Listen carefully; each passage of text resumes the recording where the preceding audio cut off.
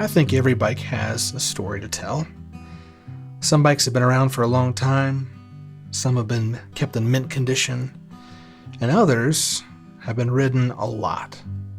Enough that for every mile, for every scratch, for every ding, there's a story to be told and a story to find out. And this is one of those stories about a good friend and his bike. This is my good friend Tyler.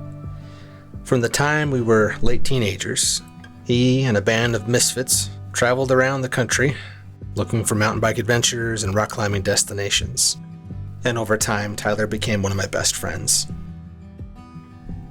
Over the years, Tyler's had the same specialized Rockhopper. And while other friends worked in bike shops and had a chance to upgrade over time, he kept his little hardtail for 20 plus years.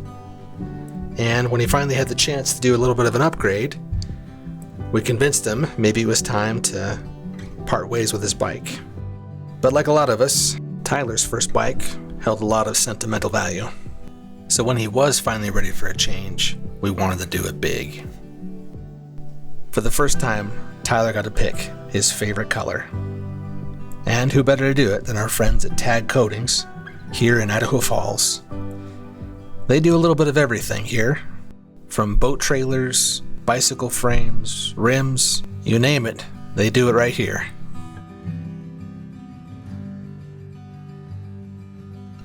Over the years, I've probably had 10 or more bicycle projects get powder coated, and something I appreciate about Tag Coatings is their level of detail. Every single thread was protected, and they made sure that the bottom bracket threads were taped off in a way that looked good. And the neat thing about powder coating is it does retain the original details of a frame.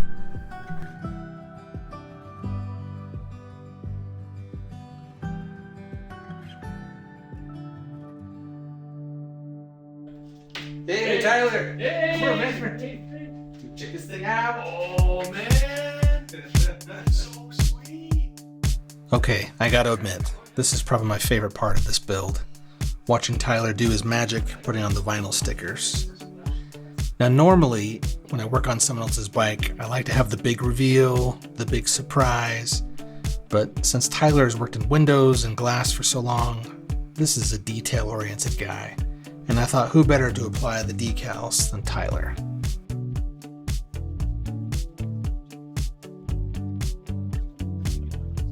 If you ever have the chance to paint your own frame and put on replacement decals, it's really important that the whole thing is clean. You can use rubbing alcohol or heavy-duty glass cleaner, but the cleaner the frame is and the cleaner your hands are, the better the decals will stick.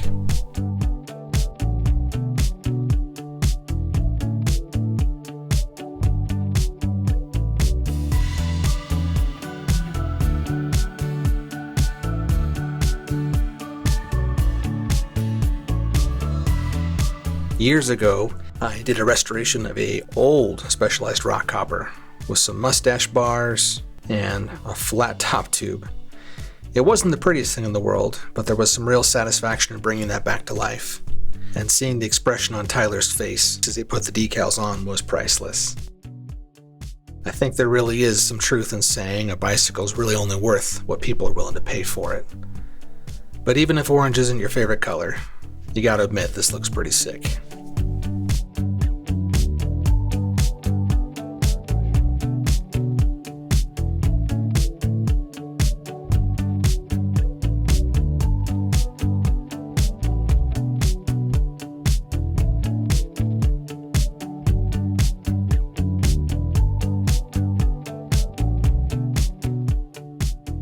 So the final step in this process of replacing the decals is to do a good clear coat. A little plug here for spraybike.com. In the past, I've bought some paint from them and have been very impressed with how well it works. Besides paint, they also make some really good primer and clear coats in either a glossy or a matte finish. And for the price, it's pretty hard to beat.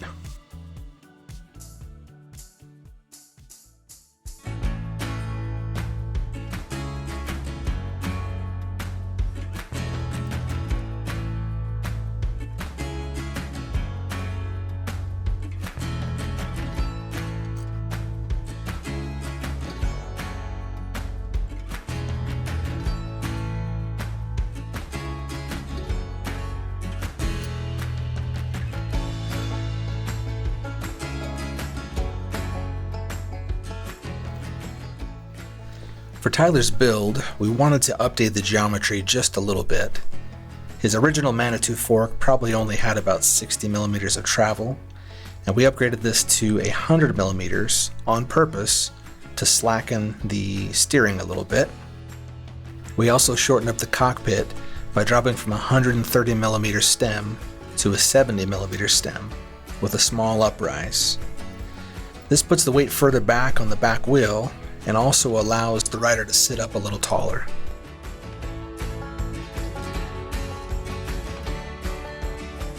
One of the major upgrades for this bike was the wheel set. A popular company in the early 2000s was Rolf.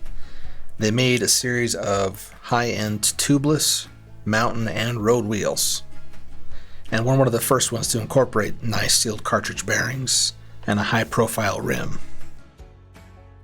And while these wheels are beautiful, the inside diameter is tight. So in order to get these 2.2 and 2.3 tires to seat, I had to use a trick I've never done before, where I used liquid dish soap with a little bit of water on the bead to help it seat properly. I've probably changed over 500 flat tires in my life, and I've never had to do this before.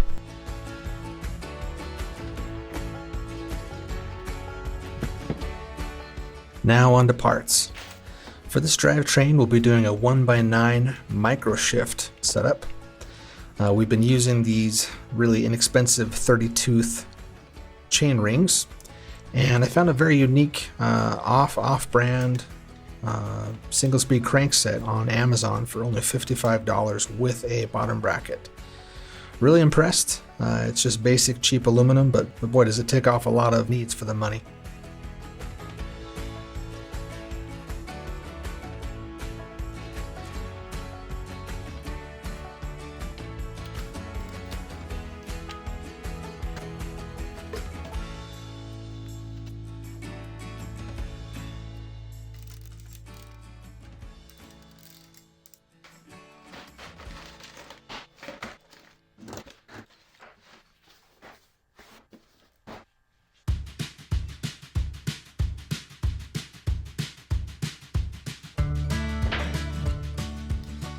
Now is a good time to thank the sponsor of this video, Mark Cycling.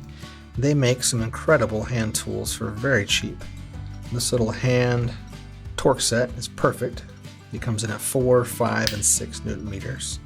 So you set the top cap, and since most stem bolts are around 5 Newton meters, it's kind of a set it and forget it deal.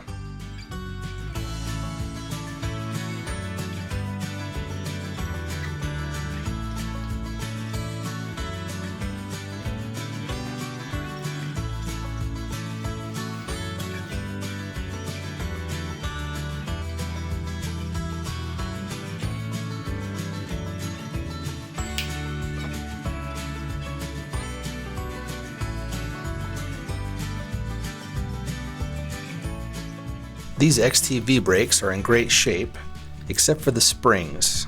They needed to be retensioned. We were lucky enough to find a parts store in town that had the specialty screws that are a little bit longer than what came with these Shimanos. So, with a little extra tug, we got the spring tension right back.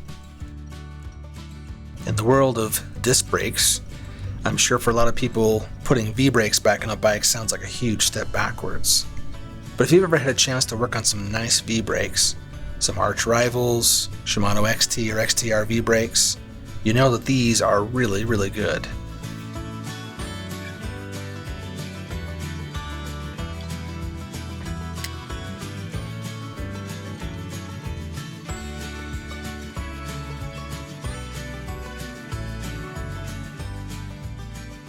For the gear ratio, we have a 30-tooth cog in the front and an 11 to 46 tooth in the back.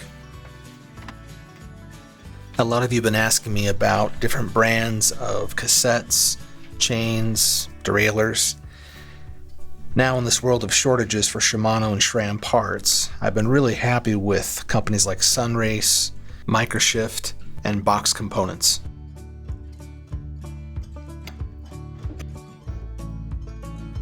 So here I am installing a long-caged Microshift Advent rear derailleur.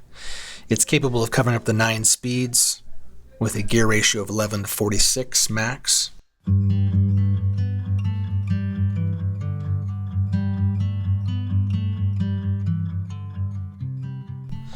So just a quick tip on working with shifter housing. It's very common when you cut SIS housing for it not to be cut perfectly circular, meaning that the interior housing gets a little bent or deformed. And so here I am using a cheap dentist toothpick I got on Amazon to open up the housing, and I'm using some specialty aluminum CNC milled ferrules. These end tips, if you will, help to keep things tight and help to keep the cable housing from pulling through.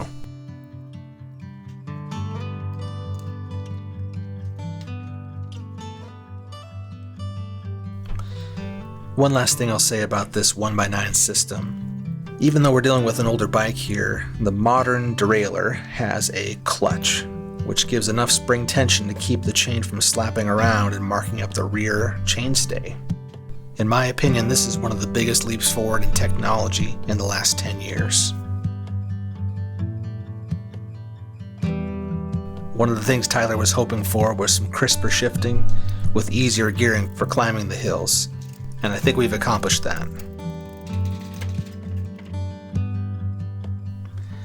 We were joking at the beginning of this project that the only thing that was going to be left was a bolt or a screw, and as it turns out, the only thing original to this build besides the frame is the seat post quick release lever.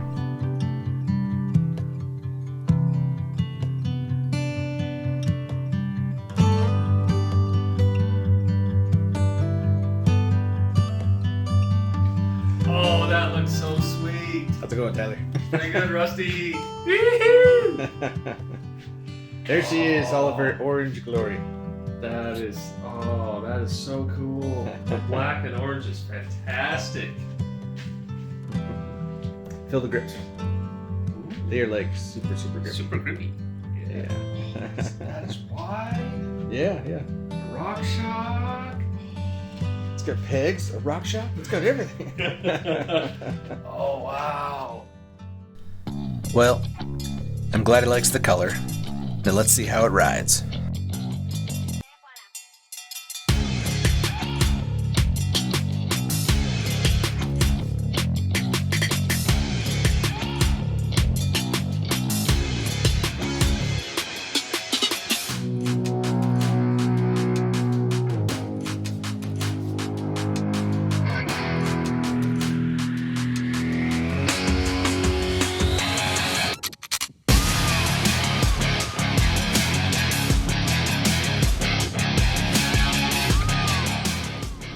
Thanks so much for joining us on this week's Cool Bike Projects. Feel free to make a comment below and tell us what you think of this ride and what rides we should be building next.